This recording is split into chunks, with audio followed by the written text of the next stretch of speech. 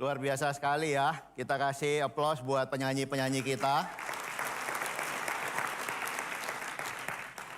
Senang banget ya bisa ada di Jakarta lagi. Walaupun kondisinya lumayan menantang ya tadi malam ya. Kita mau coba tidur tapi saudara-saudari kita, tangga-tangga kita masih pada berdoa semalam suntuk ya tadi malam ya. Dan saya bangun jam 2 pagi, memejamkan mata sulit ya. Tapi kita semangatnya pagi ini nggak boleh kalah ya.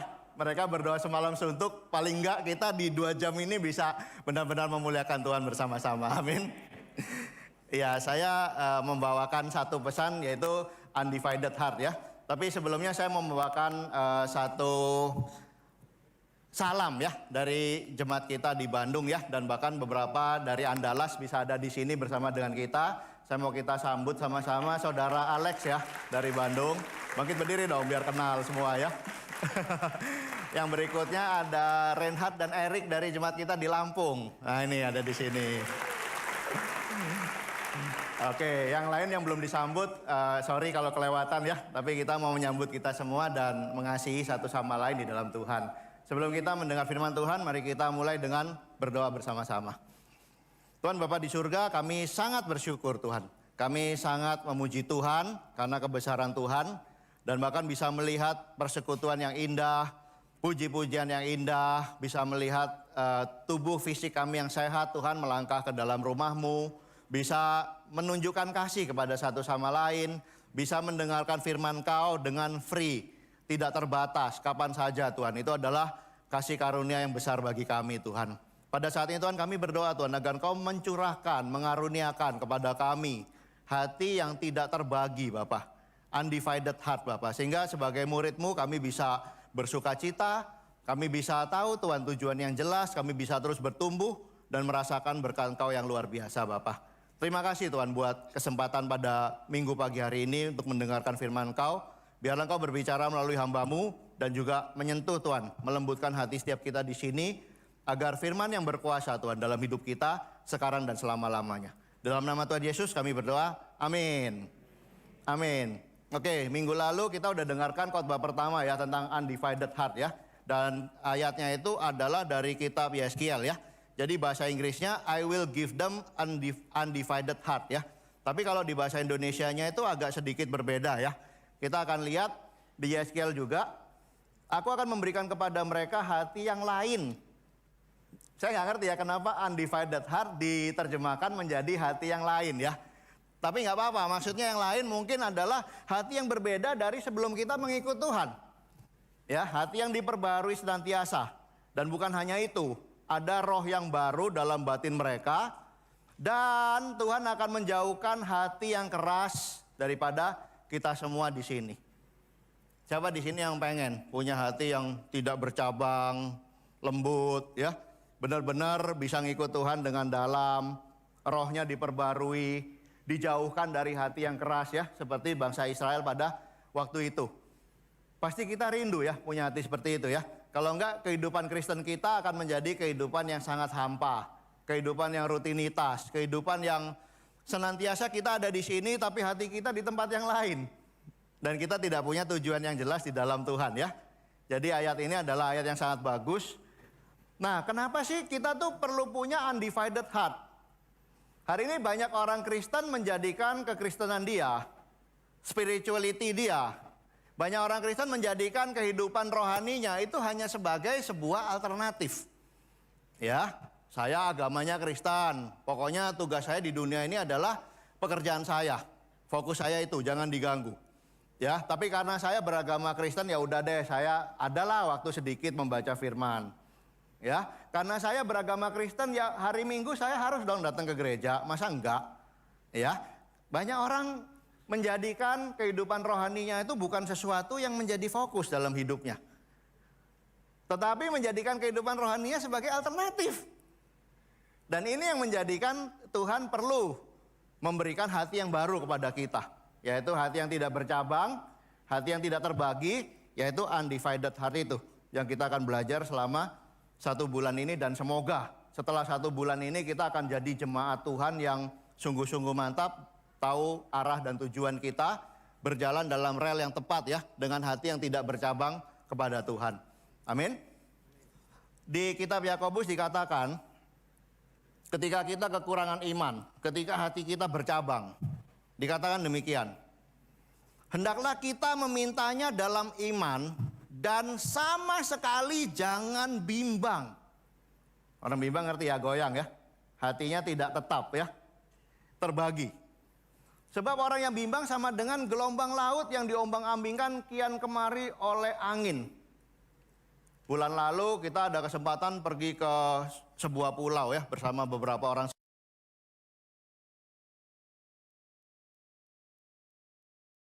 Memuji Tuhan, luar biasa, ada yang sok-sok Titanic di depan kapal ya. Ademnya luar biasa, enak banget. Tapi begitu gelombangnya gede, waduh udah mulai itu ya. Ya. Apalagi waktu beberapa tahun lalu kita ada kesempatan pergi ke Raja Ampat ya. Itu ada sempat satu kali kita naik kapal, gelombangnya luar biasa ya. Nah, itu adalah gambaran kehidupan kekristenan kita kalau iman kita itu terombang-ambing. Saya mau rohani tapi mau dosa. Ya, saya mau setia tapi banyak juga godaan. Saya mau menuju ke Tuhan tapi tertarik sama dunia. Nah, ketika kita tidak punya hati yang berketetapan itulah Tuhan bilang hidup kita itu bisa seperti gelombang kemana-mana. Ngawang. Nah, Tuhan juga bilang, Tuhan ingetin ya. Tuhan itu seperti seorang businessman ya kalau di Alkitab. Dia bilang dia adalah pengusaha anggur. Betul nggak? Jadi Tuhan itu otaknya itu udah tahu ini akan sukses apa enggak. Tajam dia intuisinya. Dia bilang orang yang demikian janganlah mengira bahwa ia akan menerima sesuatu dari Tuhan. Sebab orang yang mendua hati tidak akan tenang dalam hidupnya. Nangkep ya? Jadi kenapa kok kita mesti dapat undivided heart? Tuhan, cemburuan, posesif. Ya, nggak suka sama Tuhan. Nggak boleh, main-main dikit aja nggak boleh, kaku.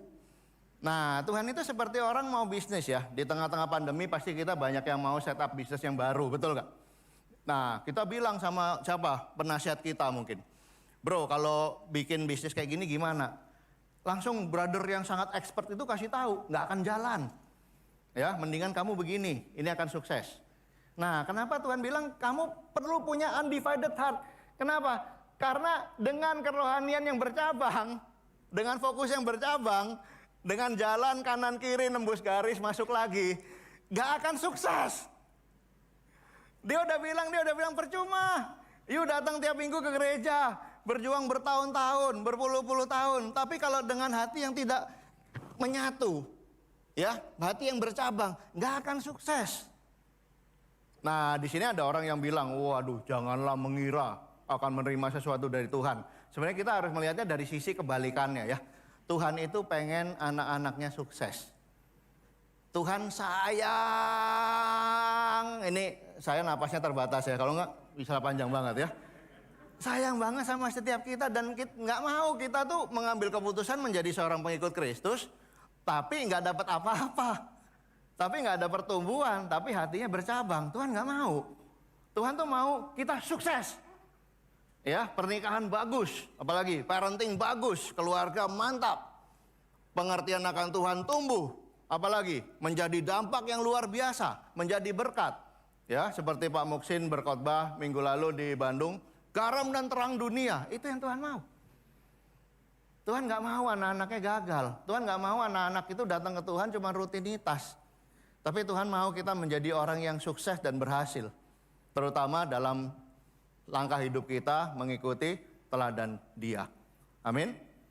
Itu yang Tuhan mau ya. Jadi saya hari ini pengen sekali kita belajar undivided heart. Kita pengen memintakan pada Tuhan hati yang seperti itu. Karena kita tahu dasarnya. Tuhan itu adalah Allah yang sangat mengasihi dan sangat rindu untuk memberkati dan memakai hidup kita di sini. Amin.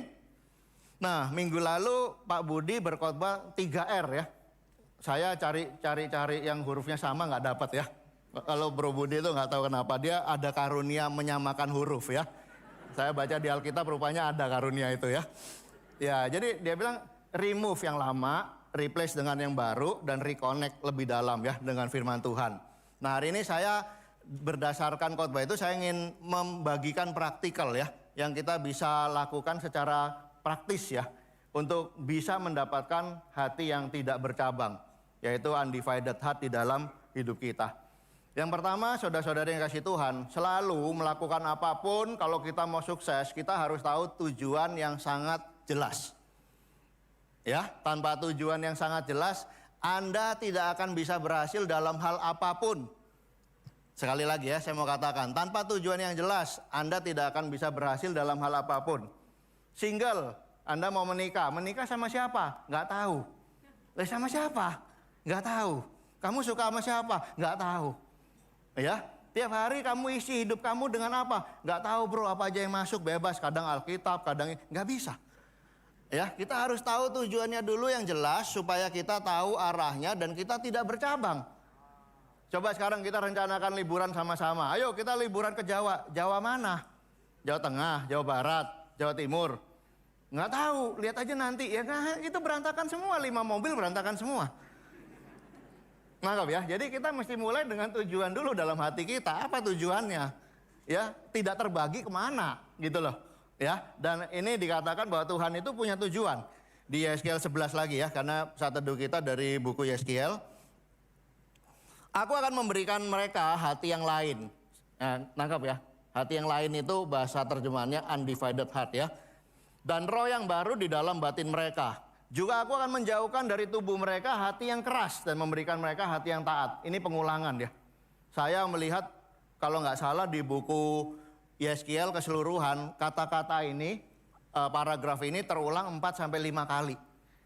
Ya, jadi lihat buku Yeskiel itu adalah buku mengembalikan bangsa Israel untuk punya hati yang nggak bercabang. Nah, tapi di sini ditambahin lagi, supaya mereka menurut segala ketetapanku dan peraturan-peraturanku dengan setia, maka mereka akan menjadi umatku dan aku akan menjadi Allah mereka. Jadi di sini adalah satu tujuan yang sangat jelas, tujuan timbal balik, tujuan persekutuan, tujuan hubungan, tujuan penyatuan yang sangat jelas. Yaitu kamu akan menjadi umatnya Tuhan, kamu akan berjalan dalam jalannya Tuhan. Kita akan dipimpin oleh firman Tuhan dan Tuhan akan menjadi Allah kita. Bukan Allah yang lain, tapi Allah kita, Allah orang-orang yang akan mengikuti firman Tuhan dengan segenap hati. Jadi tujuannya sangat jelas, dia bilang kenapa harus punya undivided heart. Aku Allahmu dan kamu umatku. Clear sekali ya. Nah, tapi pertanyaan saya itu adalah tujuannya Tuhan. Kalau tujuannya kita apa? Ya, saya suka sekali dengan ini ya. Ada namanya kafe terserah. Kenapa kafe terserah? Karena kalau suami istri itu kalau ditanya selalu ngomongin terserah, betul nggak? Iya, 2 minggu lalu ya istri saya ngajak saya, yuk sayang kita dating, kita makan yang enak. Aku bingung, makan yang enak itu apa? Ya, saya tanya sama dia, apa definisi kamu tentang makanan yang enak? Ya, dia juga bingung jawabnya ya. Akhirnya terserah ujungnya ya. Nangkap ya. Oke, coba kita mau pergi sama-sama dengan pasangan kita lah, dengan grup kita setelah pulang ibadah. Coba, jalan nggak kalau kamu bilang kemana? Jawabannya terserah, jalan nggak? Nah, tapi dalam hal kerohanian kita, saya mau tanya juga sama kita, Anda tuh mau bertumbuh kemana sih? Nah, jujur jawabnya apa? Kadang-kadang di hati kita jawabannya adalah terserah. Tahu ngomongnya kita sebenarnya rohani ya. Terserah Tuhan membawa saya kemana, betul nggak? Iya betul, tapi kemana gitu loh. Nggak jelas ya, bahkan firman Tuhan yang mengajarkan kita tujuan yang jelas pun kita nggak ikut. Tapi kita bilang dengan sangat rohaninya terserah Tuhan bawa kita kemana. Tuhan bilang tadi di Yakobus, nggak akan efek, sorry. Ya, terombang ambing. Nggak akan jelas, nggak akan nyampe ke tujuan. Nah, sesuatu yang besar itu dimulai dari tujuan. Mengapa kita seringkali menyimpang? Karena kita tidak punya tujuan yang jelas. Dan Tuhan sudah menyelamatkan kita. Tuhan sudah mengangkat kita menjadi umatnya. Itu adalah tujuan yang jelas daripada Tuhan. Sebagai umat Tuhan, mari kita bertanya ke dalam diri kita masing-masing ya. Apa sih yang ingin saya tuju sebagai seorang murid Yesus? Pertumbuhan apa yang saya inginkan capai? Ya, goal apa yang saya ingin dapatkan dalam kerohanian saya? Nah, ini yang menarik ya. Orang itu kalau goal duniawi pintar sekali loh. Apalagi awal tahun kita bikin resolusi, betul nggak? Checklistnya banyak sekali. Tapi pertanyaan saya adalah, mengapa kita berkumpul di sini sebagai umat Tuhan? Mengapa kita berkumpul di sini sebagai orang-orang yang mau mendedikasikan hidupnya pada Tuhan, mau dibentuk secara rohani, tapi Anda tidak punya tujuan yang jelas dalam kerohanian. Makanya dalam perjalanan hidup kita, waduh, dosa kita jatuh. Ya, misi kita mulai hilang, impian bisa hilang, kasih bisa berhenti di tengah jalan. Why? Saya rasa ini waktunya untuk menajamkan kembali.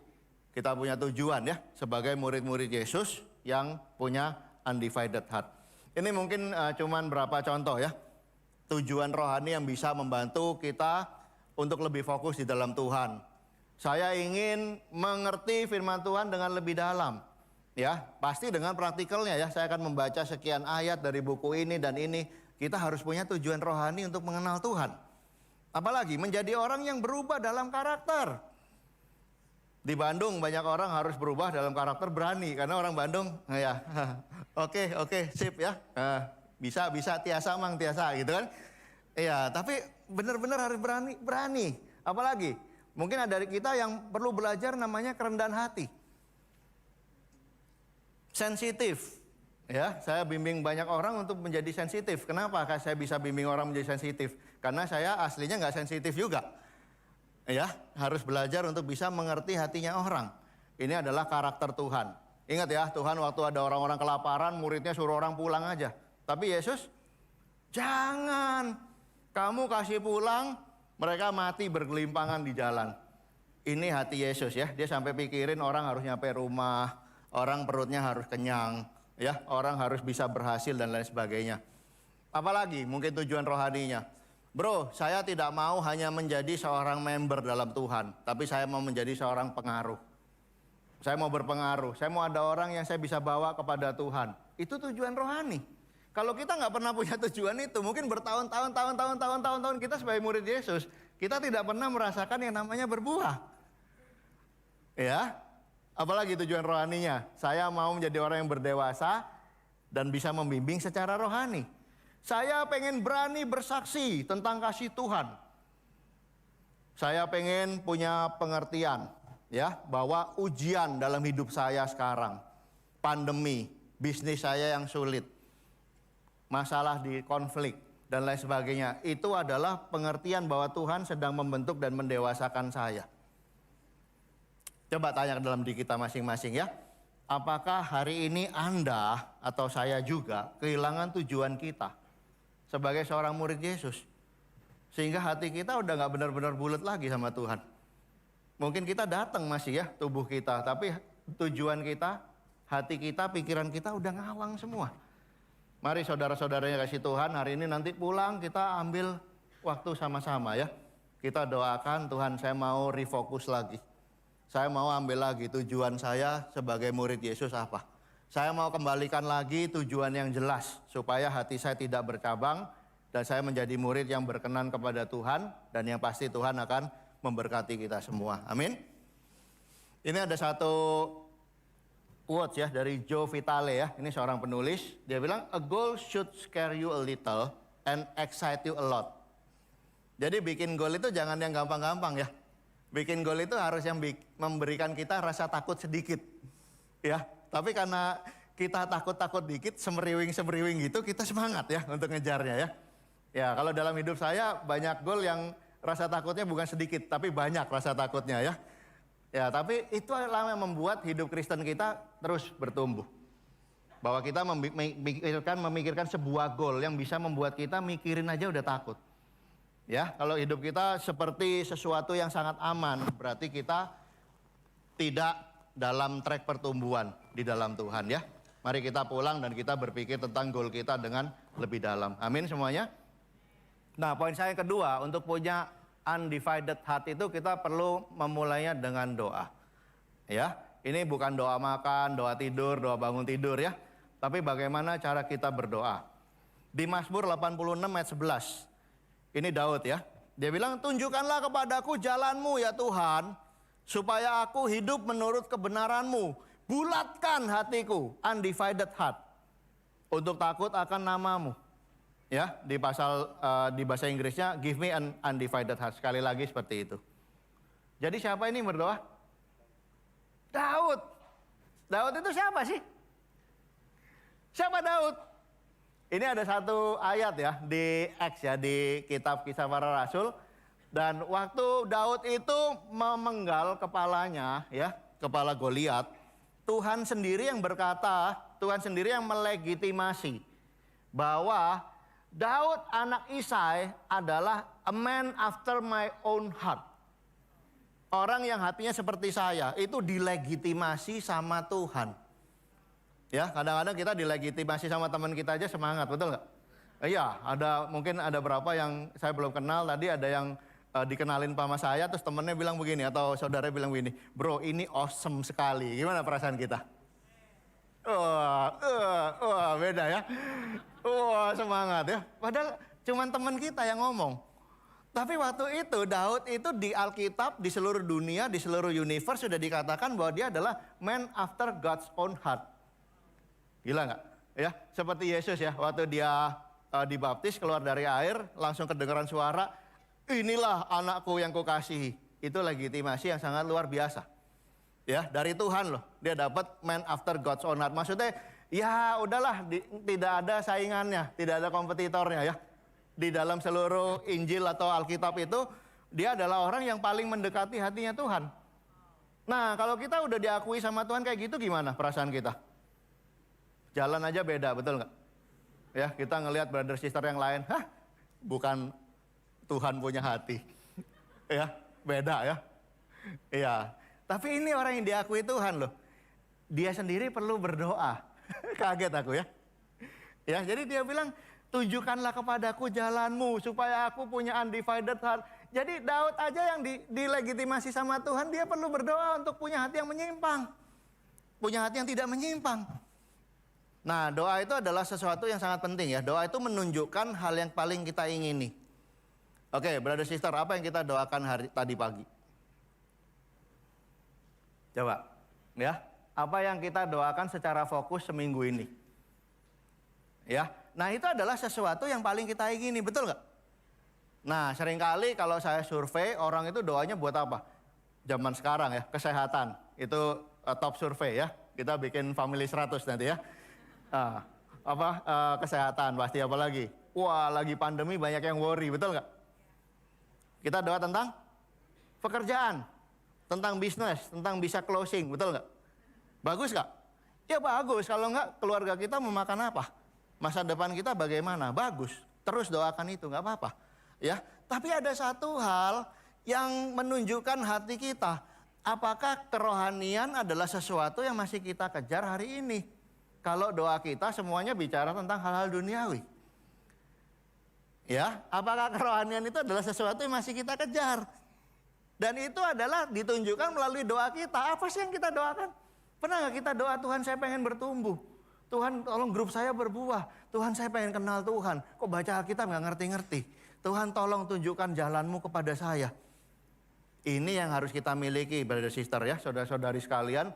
Doa untuk kerohanian kita secara khusus. Doa untuk hati kita secara khusus. Kita semua kenal ya satu tokoh yang luar biasa namanya Daniel. Kenapa Daniel itu punya hati yang tidak bercabang? Sampai dia ditawan pun dia masih tetap berdoa 3 kali sehari. Ya, masih tetap fokus sama Tuhan. Kenapa? Banyak orang yang bilang Daniel itu punya hati yang tidak bercabang setelah dia masuk ke kandang singa. Betul apa salah?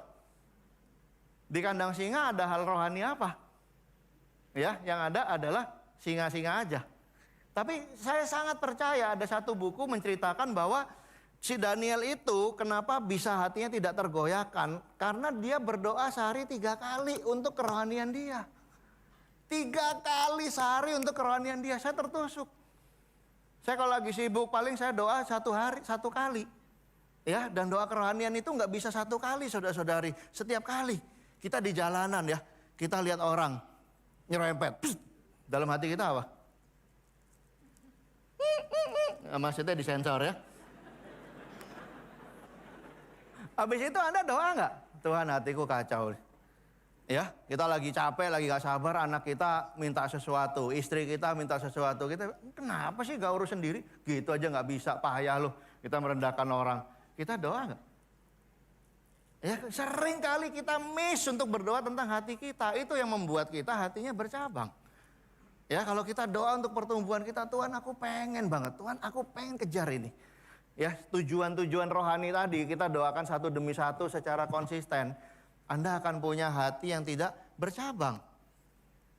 Pertanyaan lagi buat kita, apakah kita berdoa secara konsisten untuk hati dan rohani kita? Secara konsisten untuk hati dan rohani kita lebih daripada hal-hal yang bagian Tuhan memberkati kita. Mari saudara-saudari sebagai seorang murid-murid Yesus, mari kita ambil komitmen. Kita akan sangat berperang secara rohani ya. Spiritual prayer untuk hal-hal yang rohani dan dalam pertumbuhan di dalam hidup kita. Apalagi yang perlu kita doakan? Ini tadi kita udah bicara tentang orang-orang hebat ya. Yeskiel, Daud, Daniel ya. Sekarang Yesus.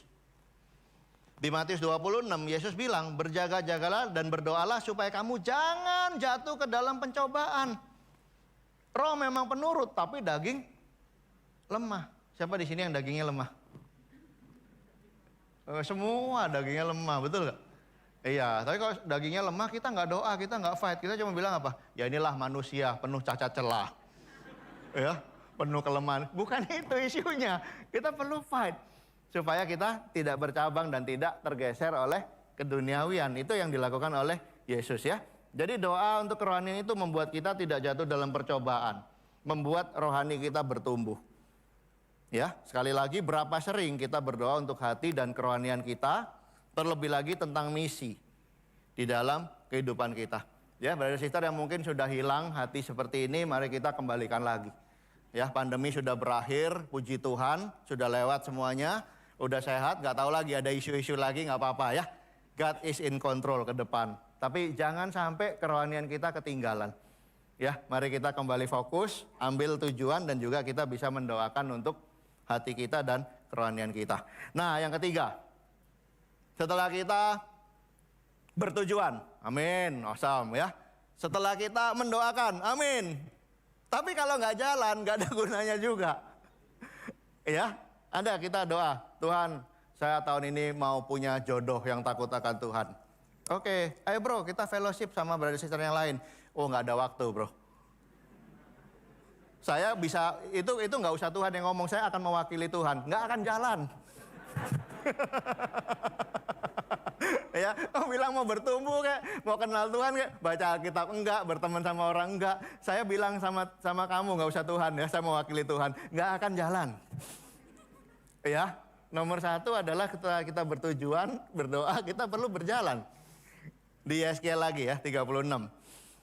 Kamu akan kuberikan hati yang baru, sekali lagi ya, tentang undivided heart lagi. Dan roh yang baru dalam batinmu, ini pengulangan kesekian ya, di buku Yeskiel.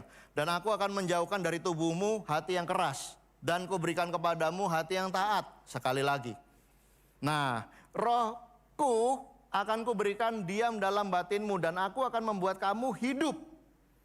Hidup ini di bahasa aslinya walk. Hidup itu artinya berjalan. Ya, sesuatu yang tidak berjalan nggak hidup. Sesuatu yang hidup pasti move forward. Ya, sesuatu yang hidup pasti berjalan. Berjalannya menurut apa? Menurut segala ketetapanku dan berpegang pada peraturan-peraturanku. Jadi di situ mengandung sesuatu yang Tuhan bilang kamu akan diberikan hati yang baru. Yang keras akan dibuang. Tapi juga Tuhan menuntut sesuatu dari diri kita, yaitu Anda jalanin dong pertobatannya. Ya, kita jalanin dong hidupnya. Masa hidupnya sama terus? Masa udah tahu sisi yang kita lemah, kita tetap jalanin yang sama? Ya, tapi mari kita setelah doakan, setelah bertujuan, kita berjalan sesuai ketetapan Tuhan yang kita dapatkan di dalam hati kita melalui firman Tuhan. Ya, ini saya nggak mau bahas tentang menjaga lidah, tapi keyakinan yang benar itu yang perlu kita dapatkan ya. Di Timotius dikatakan, awasilah dirimu sendiri dan awasilah ajaranmu. Bertekunlah dalam semuanya itu karena dengan berbuat demikian engkau akan menyelamatkan dirimu dan semua orang yang mendengar engkau. Jadi gimana caranya bisa menyelamatkan diri kita? Gimana caranya bisa menyelamatkan keluarga kita? Gimana caranya bisa menyelamatkan teman-teman di kantor kita? Gimana caranya bisa menyelamatkan tetangga kita dan yang lain-lain? Caranya adalah awasilah langkah hidupmu Dan yang kedua adalah ajaranmu. Hari ini banyak loh saudara-saudara yang kasih Tuhan ya. Orang rindu sama Tuhan tapi bukan dalam ajaran yang sesuai dengan kehendak Tuhan. Bahkan di zaman itu sendiri Paulus mengatakan di dalam kitab Roma. Saudara-saudara, keinginan hatiku, keinginannya dia ya. Berarti udah benar belum? Belum jadi nyata, masih keinginan. Dan doaku kepada Tuhan ialah supaya mereka diselamatkan. Berarti diselamatkan enggak? Belum, saya berdoa supaya mereka diselamatkan. Belum selamat. Sebab aku dapat memberi kesaksian tentang mereka, bahwa mereka sungguh-sungguh giat untuk Allah. Yang ngomong Paulus loh. Ini Paulus orang mati pun rela buat Tuhan. Dia nilai orang-orang ini, orang-orang Yahudi pada masa itu. Sungguh giat. Komitmen tingkat dewa. Tidak pernah missing. Semangat. Berapi-api. Tapi tanpa pengertian yang benar. Sebab oleh mereka tidak mengenal kebenaran Allah. Dan oleh karena mereka tidak berusaha, karena mereka berusaha untuk mendirikan kebenaran mereka sendiri. Maka mereka tidak takluk kepada Allah. Hati-hati ya, berjalan dalam firman Tuhan itu perlu sekali keyakinan yang benar. Perlu sekali keyakinan yang benar ya. Kalau kita tidak punya keyakinan yang benar, ini bukan masalah aktif nggak aktif. Ya, bukan masalah rajin nggak rajin. Tapi masalah melakukan dengan aktif, melakukan dengan rajin, tapi dengan goal yang benar. Dengan pengertian yang benar. Nah, pengertian itu bisa kita dapat dari mana? Dari saat teduh kita pribadi. Dari kita minta nasihat kepada satu sama lain. Dari apa yang tertanam di dalam Injil yang kita dapatkan untuk bisa menjadi keyakinan dalam hati kita. Jadi berjalanlah dengan keyakinan yang benar ya. Oke, ini ada satu quotes ya. Dia bilang, take the first step in faith. You don't have to see the whole staircase. Ya, just take the first step.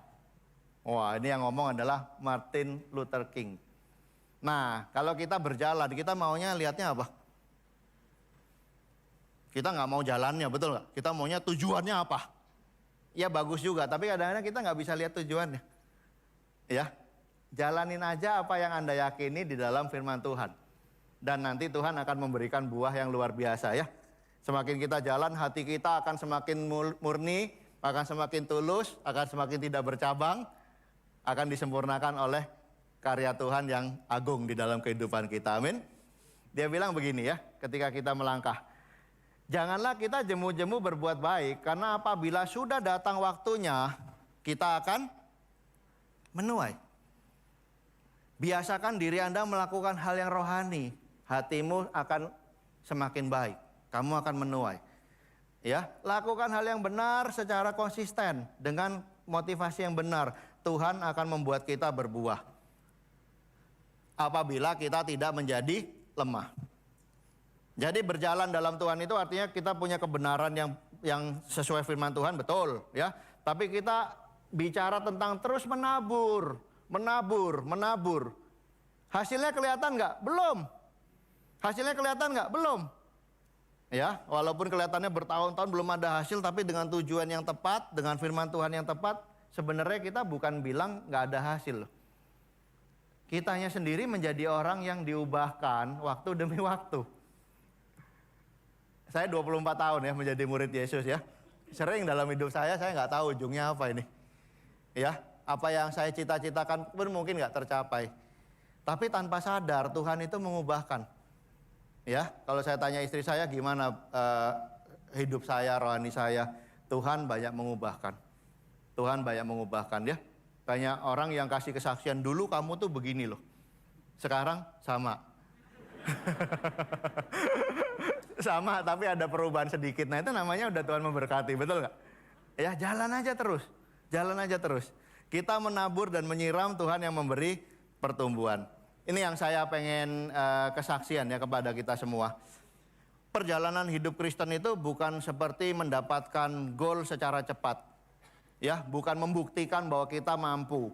Bukan meraih apa yang kita inginkan dengan segala cara, bukan. Perjalanan hidup sebagai murid Yesus itu adalah penuh dengan pembelajaran. Penuh dengan keteguhan hati. Penuh dengan keinginan untuk bangkit dan bertumbuh. 24 tahun itu waktu yang panjang ya. Nanti saya cerita lebih dalam ya tentang apa yang kita pernah alami ya secara spiritual kita ya. Nah, yang berikutnya ketika Tuhan itu berjalan, meminta kita berjalan ya. Kadang-kadang Tuhan itu bukan minta kita berjalan yang biasa-biasa aja. Ya, kadang-kadang kita jadi Kristen ya. Udah ke gereja tiap minggu, udah oke belum? Udah oke dong, Kristen ya. Udah ramah orangnya, oke. Ya, apalagi udah konsisten kanan kiri, ya oke. Tapi Tuhan itu adalah Tuhan yang selalu ingin mengundang kita keluar dari perahu dan berjalan di atas air. Ngeri ya? Mereka udah enak-enak di perahu ya, ombaknya gede, percaya Tuhan udah dapat karena Tuhan pernah kasih mujizat bahwa ombak pun akan tenang semuanya ya. Udah sampai level itu loh, itu luar biasa. Daripada orang lain udah advance. Tapi Tuhan bilang apa? Belum cukup. Hari ini kamu akan belajar hal yang baru. Keluarlah dari perahu dan berjalanlah di atas air. Luar biasa ya. Banyak waktu-waktu kita itu kadang-kadang kita mau iman yang aman. Kristen sejati adalah seorang yang terus belajar dan mengalami hal-hal baru di dalam pertumbuhan iman kita. Yang kuning ya, kita baca sama-sama ya. 3, 2, 1. Iman yang aman adalah bukan iman yang sebenarnya. Iman yang aman bukan iman yang sebenarnya. Siapa? Abraham. Wah, udah aman di Ur Kasdim. Ya. Udah jadi orang yang paling baik di dunia, yang paling percaya Tuhan. Tuhan bilang apa? Pergilah ke tempat kemana Tuhan? Ke tempat yang nanti saya kasih tahu. Ada GPS ya zaman dulu. Tikumnya di mana? Tikum. Titik kumpul ya. Tujuannya di mana? Iya, kita mau touring mau kemana? Nggak jelas. Tuhan bilang ikut aja. Ya, nah ikut firman Tuhan kita tahu itu paling jelas dari segala sesuatu ya. Walau hati nggak jelas tapi tujuan kita adalah ikut firman Tuhan. Nah, iman yang benar adalah iman yang keluar dari rasa aman kita untuk menjadi seorang yang berbeda, seorang yang baru di dalam Tuhan. Ya, banyak dalam hidup kita sesuatu yang nggak aman. Bro, hari ini kamu sudah bertobat, amin. Sekarang kamu ditantang untuk menjadi pengaruh. Mulai goyang kita. Tidak aman. Bro, kamu adalah seorang Kristen yang baik. Sekarang kamu mulai dipercayakan untuk membimbing orang. Nggak aman. Ya, kamu dipercayakan menjadi pemimpin. Kita dipercayakan keluar dari pergumulan kita, sinful nature kita. Itu sesuatu yang sangat tidak aman. Ya, apalagi kalau sebagai pelayan, kita harus memimpin ministry yang baru. Sesuatu yang nggak aman. Ya, manusia itu senangnya sesuatu yang, udah nyaman, udah enak, betul nggak? Siapa di sini yang justru berpikirnya adalah Tuhan, saya mau membangun diri saya, kerajaan saya sedemikian rupa supaya semuanya aman, supaya saya bisa ongkang-ongkang kaki, ya santai, semuanya sudah rapi tersusun. Itu bukan iman yang benar. Iman yang benar adalah keep growing, ya untuk menjadi seperti Kristus dan itu banyak sekali keluar dari perahu Anda. Berjalan dengan iman seperti berjalan di atas air. Amin semuanya. Saya nggak tahu ya dari diri kita masing-masing, tapi pasti kita punya pergumulan ya. Yang Tuhan menantang kita untuk bertumbuh lebih lagi seperti berjalan di atas air dan keluar dari perahu kita. Tanya dalam diri kita masing-masing ya. Apa hal yang Tuhan ajak kita untuk berjalan bersama Dia hari ini? Yang kita masih delay, ya, yang kita masih nggak mau keluar dari perahu kita ya. Kadang-kadang halnya kecil loh. Menjadi orang yang suka memuji. Saya kaku bro orangnya bro. Itu seperti berjalan di atas air loh. Ya, menjadi orang yang ramah. Mungkin kita orangnya pendiam. Itu seperti berjalan di atas air. Sampai level-level yang lebih dalam lagi di dalam pertumbuhan iman kita. Amin semuanya. Ya terakhir saya mau bicara tentang tantangan waktu ya. Tantangan waktu. Efesus 5 ayat 15. Karena itu perhatikanlah dengan seksama bagaimana kamu hidup. Jangan seperti orang bebal, tetapi seperti orang arif. Dan pergunakanlah waktu yang ada karena hari-hari ini adalah jahat. Ya, kita semua punya waktu dalam hidup kita 24 jam. Kita bisa pilih loh, waktu itu jahatnya gini ya. Bisa pilih. Bisa lakukan yang baik, bisa lakukan yang jahat. Itu satu. Ya, kalau Anda pilih waktu Anda untuk lakukan sesuatu yang jahat, maka hati Anda akan bercabang dan semakin jauh dari Tuhan. Ya, tapi ketika kita secara bijaksana menggunakan waktu kita untuk hal-hal yang baik dan membangun sesuai dengan tujuan tadi, kita akan bisa menjadi orang yang hatinya semakin hari semakin tidak bercabang. Tapi ada yang kedua juga, saya mau bicarakan tentang Kristen yang lebih tua ya hari ini ya. Ini udah lama menjadi seorang Kristen. Saya 24 tahun.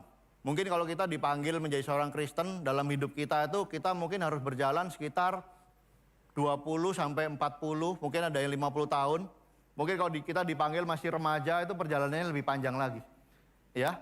Dan bahayanya waktu yang panjang itu bisa membuat seseorang itu disorientasi. Sangat bisa ya. Saya mau sharing ya, yang tadi saya cerita tadi. Dalam hidup kita sebagai seorang murid Yesus, apalagi seorang pelayan, waduh, banyak sekali waktu itu mencuri sukacita kita. Ya, banyak waktu itu kita down dan kita hilang iman. Banyak waktu yang hati kita menjadi keras dan jahat.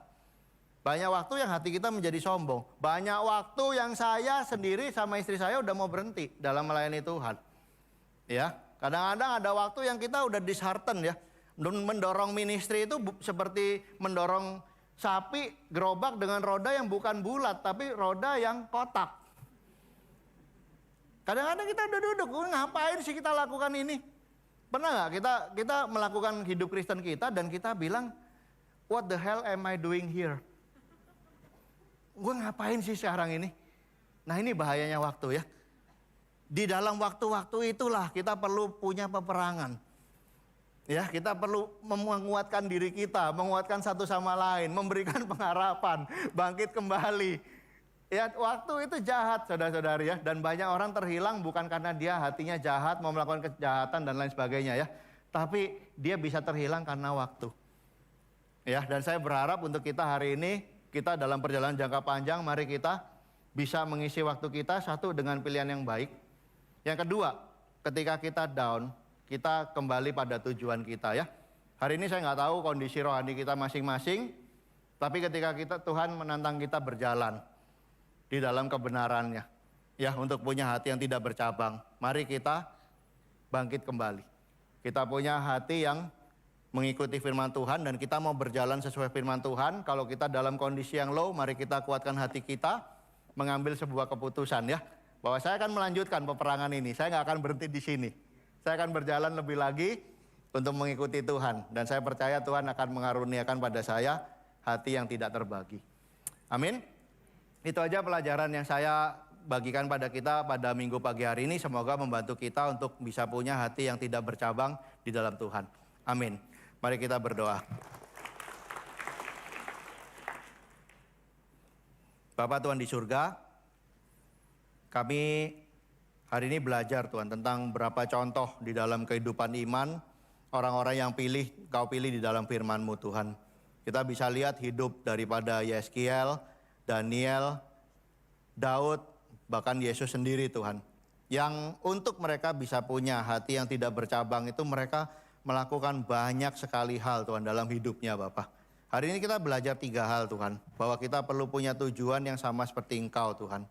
Hari ini kami perlu Tuhan untuk mendoakan iman kami, hidup kami, kerohanian kami Tuhan, dan masa depan kami. Bahkan kita berdoa untuk keluar daripada pergumulan di dalam kehidupan rohani kami. Terlebih lagi Tuhan, hari ini Tuhan Kau menantang kami untuk berjalan, melampaui hal-hal yang baru Tuhan dalam hidup kami. Berani Tuhan keluar dari perahu kami untuk mengambil langkah iman Bapa. Dan juga Tuhan Kau memperingati kami Tuhan, bahwa ketika kami berjalan dalam waktu yang panjang, kami bisa kehilangan orientasi kami. Tuhan biarlah Tuhan ketika kami berjalan di dalam Kau Tuhan, kami sungguh-sungguh menjadi orang yang mau bertujuan dalam firman Tuhan. Dan ketika hari ini kami lemah Tuhan, kami bisa menguatkan hati kami, menguatkan satu sama lain Tuhan, dan mengambil satu keputusan untuk kembali berjalan di dalam jalan Kau Bapa. Terima kasih Tuhan, biarlah ketetapan-Mu Tuhan menjadi doa kami Tuhan, bahwa Engkau akan memberikan pada kami hati yang baru, hati yang tidak terbagi Tuhan. Menyingkirkan dari kami hati yang keras dan membiarkan kami berjalan di dalam ketetapan dan peraturan-Mu Bapa. Terima kasih Tuhan, kami bersyukur, berdoa Tuhan, menyerahkan hidup kami dalam tangan Tuhan. Dalam nama Tuhan kami Yesus kami berdoa, amin.